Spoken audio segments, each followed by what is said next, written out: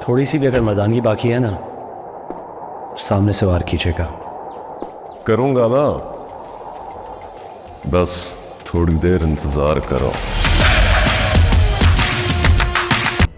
अगर भाई की वकालत करनी है ना तो शाबाश, अपना सामान उठा और चलता मरो यहां से।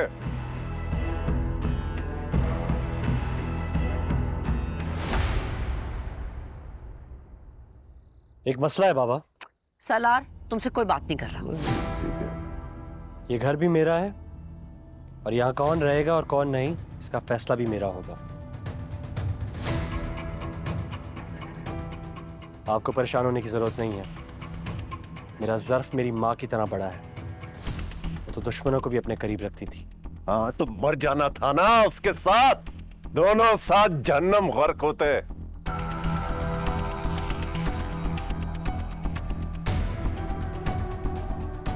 मेरी माँ एक फरिश्ता सिफ्त औरत थी। एक ही गलती थी उनकी, आप। वो गलती भी मैं जल्द सुधार दूंगा। रिलैक्स अला, छोड़ो, क्या कर रहे हो? मेरी जिंदगी तो जहन्नम में गुजरी है, आप अपनी फिक्र करें। ईमान को यहाँ लाना इस घर में मेरी सबसे बड़ी बेवकूफी थी।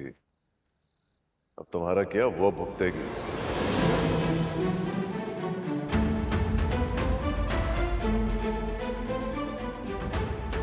इस घर में अगर ईमान को किसी ने एक लफ्ज भी कहा ना तो मेरे कहने से पहले या तो अपनी सोच चटक दे या ये घर छोड़ दे।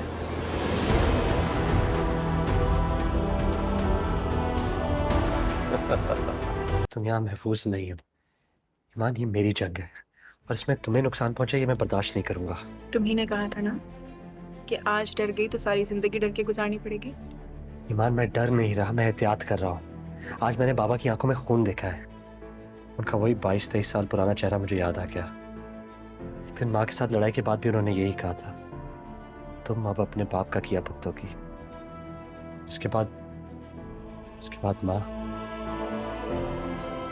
ईमान, मैंने आलम साहब से तुम्हारी हिफाजत का वादा किया है। मेरी जिंदगी में तुमसे ज्यादा कीमती और कोई नहीं। जानते, पर मैंने भी सारी जिंदगी तुम्हारा साथ निभाने का वादा किया है अपने आप से। सालार, हम पार्टनर्स हैं ना, और फिर ये कैसी पार्टनरशिप कि जब दूसरा पार्टनर मुसीबत में हो तो पार्टनर छोड़ के भाग जाए। ईमान, तुम समझ क्यों नहीं रही हो? तुम्हारे यहाँ होते हुए मैं उनसे सही से लड़ भी नहीं पाऊंगा। क्यों? सलार, तुम्हें ऐसा लगता है कि तुम्हें यहाँ अकेला छोड़कर मैं चैन से जी लूंगी? तुम वो ही करो जो तुम करना चाहते हो, आराम से, सुकून से, बगैर किसी स्ट्रेस के। और वैसे भी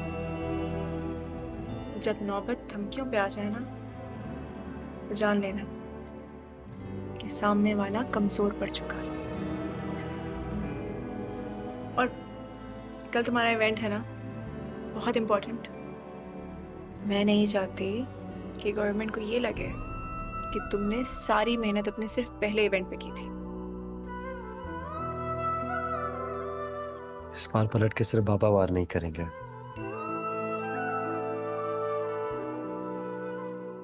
सैन भी उनके साथ है।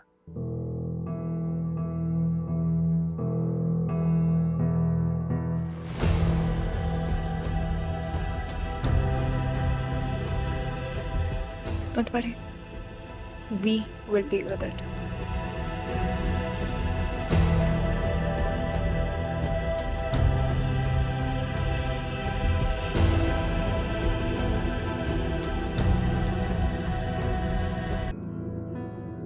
सर, जामन साहब आए नीचे, काफी हंगामा कर रहे हैं। आपकी नीचे खड़ी गाड़ी को भी काफी नुकसान पहुंचा है।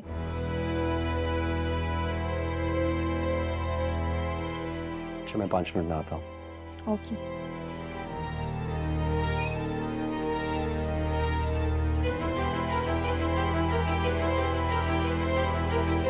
यही रुक जाइए, बस आज से यही हद है आपकी इस ऑफिस में। तू बताएगा मुझे अब हद? इतनी हिम्मत तुम्हारी कि मुझे दरवाजे पर रोको? जिसका ऑफिस उसकी मर्जी, सिंपल। कौन अंदर है मेरा? जी, जामिन साहब का सामान लेके आइए प्लीज।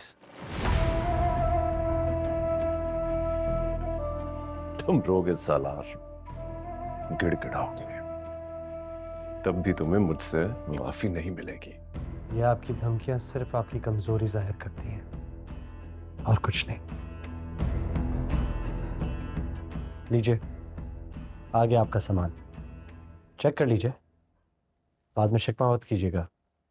अरे ये क्या कर रहे हैं आप? वालिद हैं ये मेरे, गाड़ी तक छोड़ के आए हैं।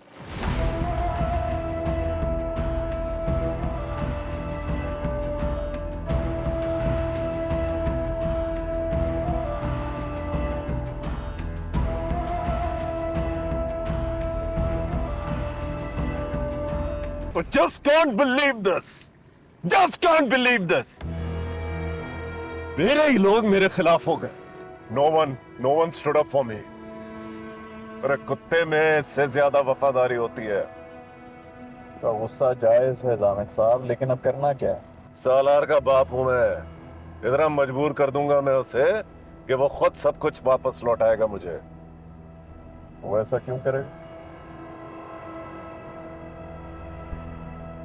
जामिद साहब, आपको मुझे सब कुछ शुरू से बताना होगा। आप, सालार, ये बिजनेस, जब तक इस सब की मुझे हिस्ट्री नहीं पता होगी, इस सबको काउंटर कैसे करना है, मैं कुछ सजेस्ट नहीं कर सकता। ओ भाई, मेरी मेहनत से खड़ा हुआ बिजनेस जो मैंने खुद जामिद साहब, लॉयर और डॉक्टर से कभी भी कुछ नहीं छुपाते। ना नुकसान माली नहीं, जानी भी हो सकती है।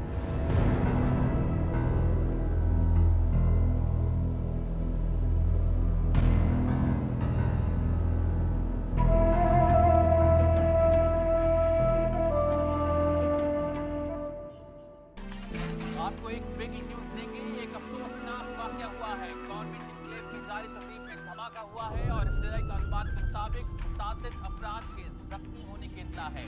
हमारे नुमाइंदे के मुताबिक ये धमाका गैस सिलेंडर फटने के नतीजे में हुआ है, ताहम अब तक कोई ऑफिशियल बयान सामने नहीं आया है।